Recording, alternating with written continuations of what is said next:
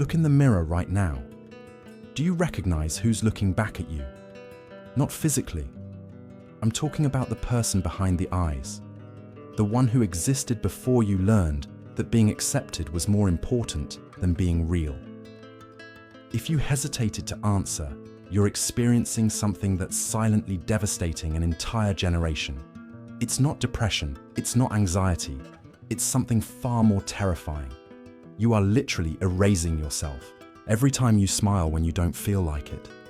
Every time you agree when you disagree. Every time you modify your opinion based on someone's facial expression. You're not being polite. You're practicing self-extinction in microscopic doses. Sarah, a 28-year-old executive who represents so many of us caught in this invisible trap, described it to me like this. It's as if I were a Russian doll. Each layer I open reveals another version of myself made to please different people. But when I reach the center, there's nothing, just empty space. And here's the part that should terrify you. Your desperate quest for approval isn't making you more loved. It's making you invisible. Neuroscience has discovered something cruel about how this happens. When you spend years suppressing your authentic preferences in favor of social approval, the neural circuits responsible for personal identity literally atrophy. It's like a muscle that isn't used. Eventually you lose the neurological capacity to know who you are. But here's the paradox that will haunt you. The more you become what others want, the less they actually want you. It's a cruel mathematical equation. Authenticity equals attractiveness. Falseness equals repulsion. Marcus, a 31-year-old designer, discovered this brutally. I spent years molding myself to be the perfect son, the perfect boyfriend, the perfect employee. One day my girlfriend broke up with me. You know what she said? I don't know who you really are. It's like dating a very polite ghost. And Marcus's story isn't an isolated tragedy. It's the blueprint for the polite ghosts we see and the ones we become. This slow fade into someone else doesn't happen by choice. It's the result of an invisible process, a silent program running constantly in the background of our minds. And the question that should keep you awake tonight isn't, why did this happen to me? The question is far more terrifying. If I'm not who I'm pretending to be, and I can no longer remember who I really was, then who the hell is living my life? And if you're already wondering whether agreeing with all this will make you seem conscious to some imaginary someone, well, you just proved my point. You're not just seeking approval, you're slowly erasing yourself pixel by pixel until all that remains is the echo of what others expect from you. But there's a way out of this prison you built yourself. And once you understand the architecture of your own disappearance, you can never again pretend you don't know. Are you ready to discover how you became a stranger to yourself? Because there's no going back once you see the architecture of your own prison. Approval addiction isn't born from nothing. It's built brick by brick since you were a child. Every time your parents smiled when you behaved well and frowned when you were difficult, you learned a silent lesson. Your acceptance in the world depends on pleasing others. Every time your teachers praised obedient children and punished problematic ones, you internalized that being loved means being approved. It wasn't anyone's fault. Your parents didn't have a manual on how to raise an authentic child. They simply reproduced what they learned. Mold the child to fit into the world, because a world that accepts is safer than a world that rejects. But here's the problem. This programming doesn't stop when you become an adult. In fact, it intensifies. Psychologist Carl Jung realized that we all develop what he called a persona, basically an edited version of ourselves that we present to the world. Think of the persona as the difference between who you are when you're alone at home, in pajamas, with no one to impress, versus who you become when you're in a job interview. Jung thought having a persona was normal, even healthy. The problem is that Jung lived in a simpler time. You had a professional life, a family life, a social life, each with its own persona, but they were few and well-defined. Jung never imagined a world where you would need to manage dozens of versions of yourself simultaneously. One for LinkedIn, another for Instagram, another for the family WhatsApp, another for college friends, another for work colleagues. Each platform, each group, each situation demanding a slightly different performance. Your phone isn't just a device, it's a ghost-making machine, creating spectral versions of yourself designed for different social contexts. Neuroscience reveals something sinister about how this happens. Dr. Mauricio Delgado from Rutgers University discovered that when we anticipate social judgment, our brain releases cortisol, the chronic stress hormone. After years of being exposed to this cortisol due to constant social judgment, your brain stops reacting normally to this stress. You no longer feel the obvious anxiety of performing because living while performing has become your normal state. It's like someone who lives next to a busy road and stops hearing the noise of cars. The noise is still there, still causing damage, but you don't notice it anymore. Translating, you stop noticing that you're performing because performance has become your normal state. Arthur Schopenhauer observed that we desire approval because we confuse approval with love. But the difference between approval and love is the difference between feeding a pet and feeding a child. One you feed because the animal does tricks that please you. The other you feed because you love unconditionally. When you seek approval, you're training others to love you conditionally for the tricks you perform. And eventually, you forget that there's a difference between you and your tricks. Friedrich Nietzsche predicted this when he wrote about the last man, a human type that seeks only comfort and avoids all discomfort, including the discomfort of being authentic. Nietzsche couldn't imagine Instagram, but if he could, he would describe it as the mass production factory of last men, people who have outsourced their self-esteem to the algorithm. Let's be brutally specific about how this machine works. First, we have the hijacked dopamine mechanism. Each like, positive comment, or look of approval triggers a small dose of dopamine, the pleasure neurotransmitter. But dopamine isn't about pleasure, it's about seeking. It's the chemical that makes you want more. You don't become satisfied with approval, you become addicted to seeking it. Second, there's the social comparison algorithm. Leon Festinger documented that we evaluate our worth not in absolute terms, but relative ones. You don't ask yourself, am I happy?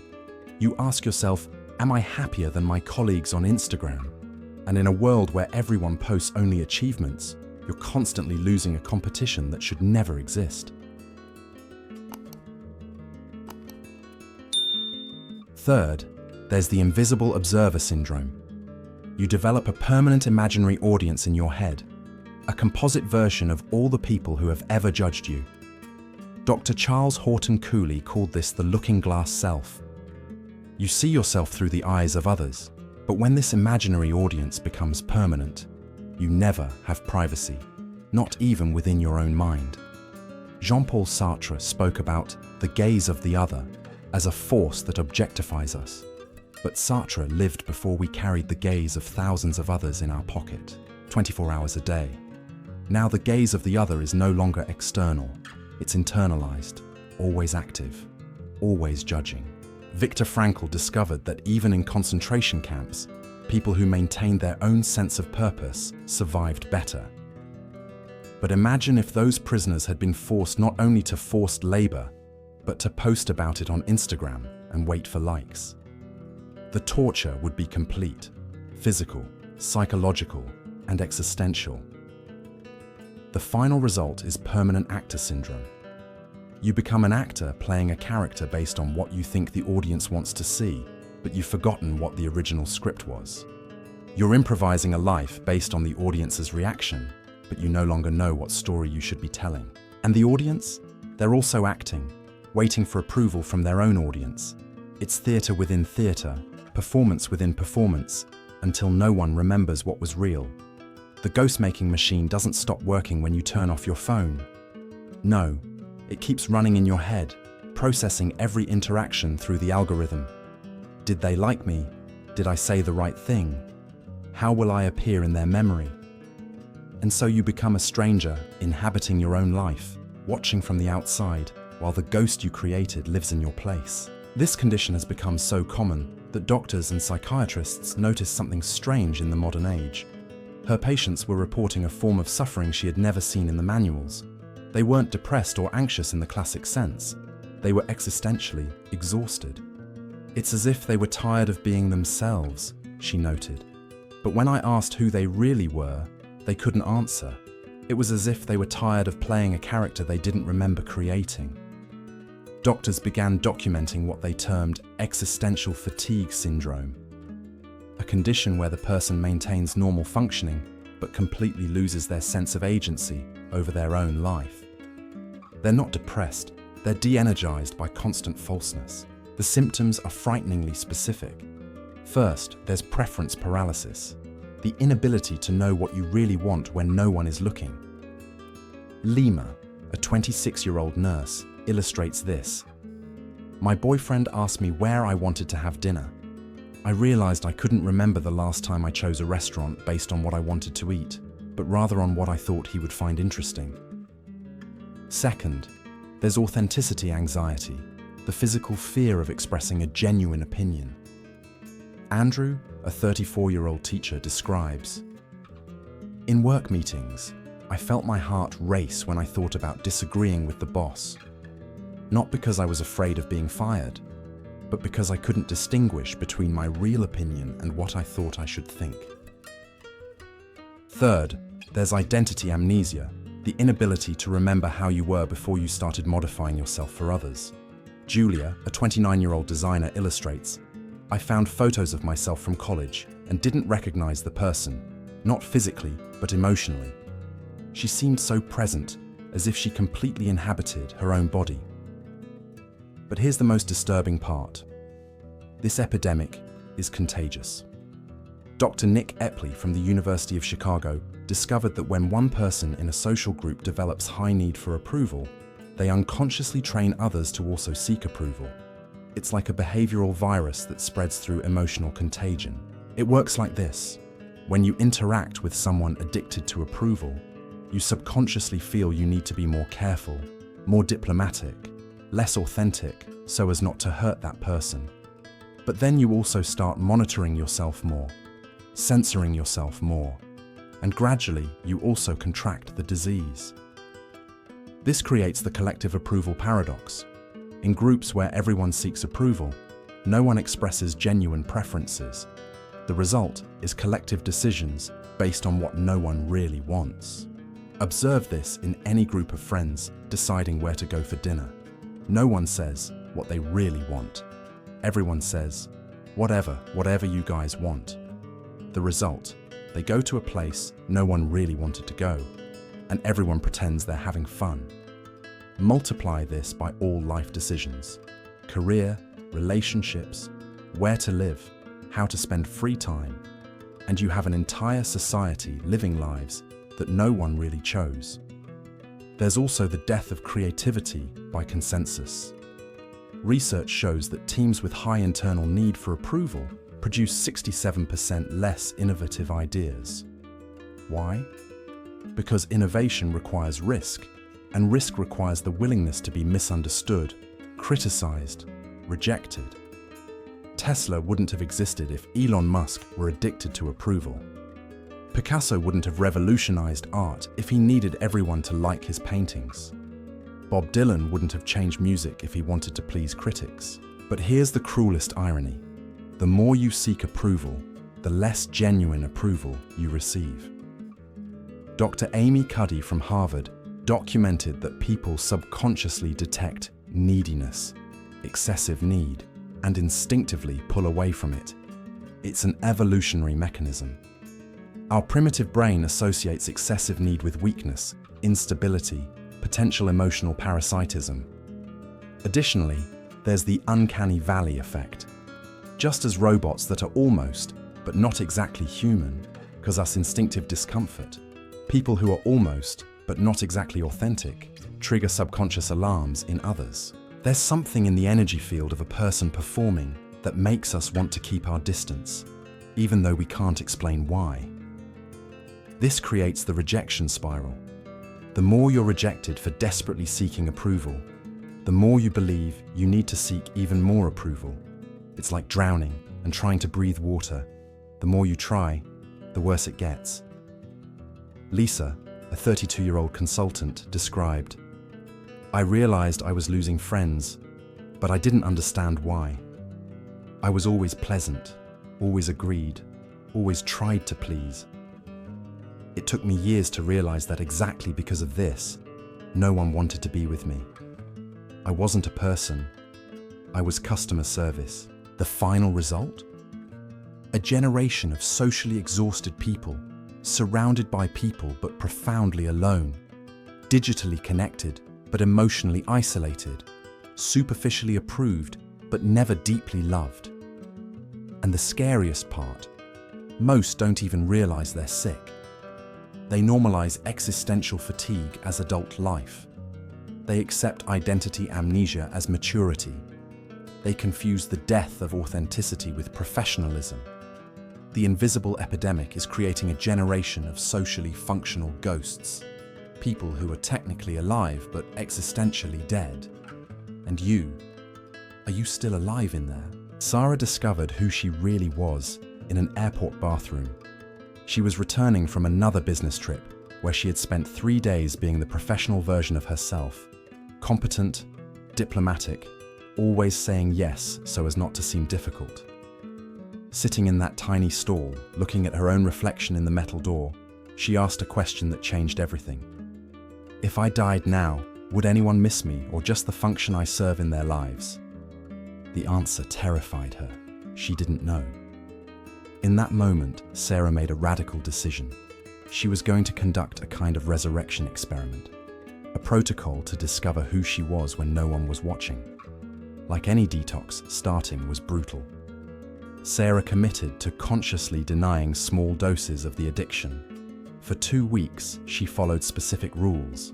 First rule, don't justify personal decisions. Second rule, don't ask for disguised validation. What do you think I should accept this proposal? Became silent decision. Third rule, don't modify opinions based on others' facial reactions. Fourth rule, don't post anything on social media without first asking, am I sharing this because I want to or because I want them to see what kind of person I am? The result of the first week was extreme anxiety. Sarah described it as emotional withdrawal syndrome. Her brain, accustomed to constant doses of external validation, was in panic. But with the noise of approval reduced, Sarah could hear other signals.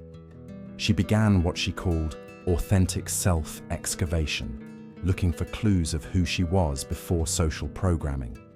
To discover this, she performed various tests. First, she decided to trust her bodily intuition. She asked herself what activities made her body feel naturally energized. She discovered she loved working with soil, something she had suppressed for thinking it was unprofessional. Second, she did irritation tracking, what genuinely irritated her versus what she thought should irritate her. She discovered she hated conversations about weather, but loved discussions about death and meaning. Third, she did a solitude test. How did she behave when absolutely no one could see her? She discovered she sang opera in the shower and danced barefoot in the kitchen. Fourth, to try to find genuine desires, she did an analysis of her own envy. What did she feel envious of in others? This revealed authentic desires she had suppressed, the courage to travel alone, to learn piano, to say no without apologizing. Sarah began small authenticity experiments in low-risk environments. At a party, when someone asked, "How are you?" she answered honestly, exhausted and questioning my life choices, but curious about where this will lead. At work, when asked her opinion about a project, she said, "I think this approach will fail, and here's why." Instead of, "It's interesting, maybe we could consider." On a romantic date, when he asked what kind of music she liked, she said, "Death metal and classical music," instead of, "I like everything." The result was shocking. Instead of rejection, she began receiving what she called gravitational approval. People naturally felt drawn to her presence, because she was finally present, and Sarah's most radical discovery she called authority transfer. Instead of seeking external approval, she developed internal approval through a system of internal metrics. Instead of, how many people liked me today, the questions became, did I act according to my values today? Did I feel courage to be seen as I really am? Did I choose genuine connection over social comfort? Sarah created a self-approval ritual. Every night she literally looked at herself in the mirror and said, I approve of you for what you had the courage to be today. Bizarre at first, after 30 days it became the most powerful part of her day. The definitive test came when Sarah did something that terrified her. She posted a photo of herself without makeup, with a caption about her authenticity journey. Not to seek approval, but to document her resurrection. The post received more genuine engagement than anything she had posted in years. But more importantly, she realized she no longer needed the likes to feel valid. 6 months later, Sarah noticed something surprising. The less she sought approval, the more genuine approval she received. But this time, the approval came for who she really was, not for the performance she was giving. She discovered that authenticity is magnetically attractive because it's extremely rare. In a world full of people performing, someone genuinely being herself stands out like a light in the dark. Marcos, who followed Sarah's protocol, summarized it this way. I spent 30 years trying to be interesting to others. When I stopped trying and simply began following my natural curiosity, I discovered I was interesting to myself. And then, paradoxically, other people began finding me interesting too. The protocol isn't about becoming antisocial or insensitive. It's about discovering that you can authentically connect with others only when you're authentically connected with yourself. Resurrection is possible, but it requires the courage to die to who you think you should be, to be born again as who you really are. The question isn't whether you have courage for this protocol. The question is, do you have courage to continue living as a ghost of yourself? On the eve of his 40th birthday, Michael Davis, CEO of a startup valued at $50 million, did something his investors considered a nervous breakdown. He sent an email to the entire company, confessing he no longer knew who he was. I spent 15 years building a company based on the image I thought you wanted of a leader, he wrote. Today I realize I don't know what my real vision is because I spent so much time guessing which vision you would approve. Instead of resignations and panic, something extraordinary happened. For the first time in the company's history, they began having real conversations. Employees admitted projects they thought were meaningless. The product team confessed they were developing features to impress the press, not to serve users. The sales department admitted they were selling something they didn't believe in. Michael had inadvertently operated an authenticity revolution. When one person has the courage to be real, they give permission for others to be real too. This is the final truth that will rewrite how you understand human power. You never needed anyone's approval. You always had the power to approve yourself. And when you finally exercise this power, you become a force of nature. Think about it. Every great revolution in human history began with someone who stopped seeking approval for their ideas and began acting based on internal conviction. Gandhi didn't consult opinion polls before challenging the British Empire. Rosa Parks didn't conduct focus groups before refusing to give up her seat. Mandela didn't wait for consensus before choosing reconciliation over revenge. They accessed something most people have forgotten exists: internal authority, the ability to approve your own choices based on your own moral compass, not on others' reactions. Dr. Lisa Feldman Barrett, a neuroscientist at Harvard, discovered something revolutionary. Our brain doesn't distinguish between external approval and self-approval at the neurological level. Both activate the same reward circuits. The difference is that external approval is scarce and unpredictable, while self-approval is abundant and controllable. When you develop the ability to genuinely approve yourself, you literally reprogram your internal reward system. You become energetically independent, no longer dependent on others to regulate your emotional state. Here's the paradox that changes everything. The less you need others' approval, the more genuine approval you receive. But it's not a strategy. It's a natural byproduct. Authentic people are magnetically attractive because they have no hidden agenda. You know that what you see is what you get. They don't drain your energy. They're not constantly seeking validation. They give you permission to be real. In the presence of someone authentic, you feel safe to lower your own defenses. Dr. Brené Brown documented that vulnerability is the birthplace of innovation, creativity, and change. But vulnerability is only possible when you're not desperately trying to protect a false image. Transformation doesn't happen through self-help or motivational techniques. It happens through progressive acts of microscopic courage, small moments where you choose truth over comfort. Helena, a 38-year-old therapist, described her personal revolution. It started when I stopped laughing at jokes I didn't find funny. It seems silly, but it was my first rebellion against the tyranny of forced sympathy. Every time I didn't pretend to find something funny, I recovered a little piece of my integrity. The inner revolution begins with daily micro-rebellions. Start with low-risk choices, where you honor your genuine preferences. Wear clothes you love, not what you think others will approve of. Order food you want, not what seems appropriate. Express genuine opinions in casual conversations. Say no without an elaborate justification. Stop apologizing for taking up space in the world. Sorry to bother becomes hello. Sorry to disagree becomes I see it differently. Sorry to exist, unspoken but implicit in 1,000 interactions, becomes presence without apologies. Monitor which people and activities energize you versus drain you. Discover that you feel exhausted, not because you're busy, but because you're constantly performing. People who demand constant performance are authenticity vampires. Every morning, before checking your phone or worrying about others' opinions, spend 5 minutes asking, how do I want to feel today? What do I want to create? As you practice authenticity, you make a discovery that may be initially uncomfortable. Most people never thought about you as much as you imagined. Everyone is so obsessed with their own performances that they rarely have mental energy to deeply judge yours. The spotlight you imagined was always focused on you is, in reality, an imaginary spotlight. Sarah, who completed the inner revolution some time ago, says, "It was simultaneously liberating and humbling to realize that people weren't obsessively analyzing every word I said. They were too worried about their own insecurities." Michael, the CEO who sent that revolutionary email, discovered that his vulnerability didn't make him weak in others' eyes. It made him more trustworthy.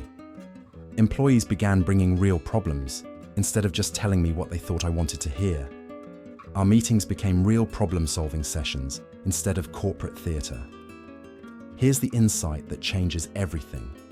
You're already approved by the only authority that matters, life itself that flows through you.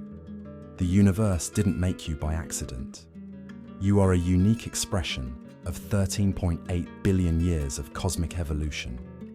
Every atom in your body was forged in the heart of dying stars. You are literally stardust that became conscious of itself. What human approval could be more significant than this fundamental cosmic approval? When you completely internalize this truth, not intellectually, but viscerally, something extraordinary happens.